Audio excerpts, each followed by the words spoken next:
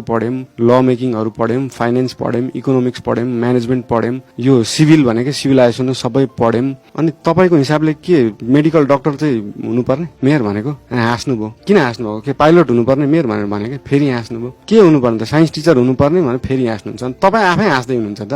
अनि तपाईसँग अप्सनै छैन मलाई किन सोध्नु भएको भन्नुको अर्थ अब मैले कन्सल्टेन्टहरु हायर गरे, बाटोको हेर्नलाई छुट्टै मान्छे हायर गरे, लको हेर्नलाई, त्यो अडिटिङ हेर्नलाई सबै त्यो हुन्छ। मलाई त मेरै कन्सल्टेन्टहरुले ठग्न सकेन नि त। करप्सन रोक्ने ठाउँ है। जस्तै इन्जिनियर तपाईको योजना फाँटको छुट्टै वार्डमा इन्जिनियरहरु हुन्छन् हैन, नक्सा फाँटको छुट्टै हुन्छन्, महानगरपालिकामा हुन्छ। उहाँहरुले मलाई उल्लु त बनाउन सक्नुहुन्न नि त अब। किनभने मैले अहिले नै यो टेस्टेड कुरा है, म आफै महानगरपालिका जाँदाखेरि ओ बालेन सर आफै आउनुभयो, तपाई आउनै पर्दैन थियो भन्छन्। स्ट्रक्चरल इन्जिनियर भनेपछि उनीहरुलाई अलिकति डर भइहाल्छ। सिभिल इन्जिनियरहरु बसिरहेछन्, ओभरसियरहरु बसिरहेछन् हैन। मलाई उल्लु बनाउन गाह्रो छ। अनि तपाईको बजेटमा आधी भन्दा बढी पूर्वाधारमै छ क्या। अनि तपाईको महानगरपालिकाको बजेट हेर्नु भयो भने 70% भन्दा माथि सिभिल इन्जिनियरिङ टर्महरु छ जुन चाहिँ साधारण मान्छेले बुझ्दैन क्या। साधारण मान्छेले बुझ्ने चीज कामै छैन क्या त्यहाँ। त्यही भएर हामी चाहिँ अहिले सुरुमा चाहिँ हामी जस्तो मान्छे चाहिएको हो। यो विकास टेक्नोलोजीको हिसाबले काठमाडौँ चाहिँ सिङ्गापुरको जस्तो, टोकियोको जस्तो, न्युयोर्कको जस्तो भए चाहिँ म्यानेजमेन्ट गर्न सक्ने एउटा चाहिँ सबैलाई मिलाएर लाग्न सक्ने मान्छे भए पुग्थ्यो।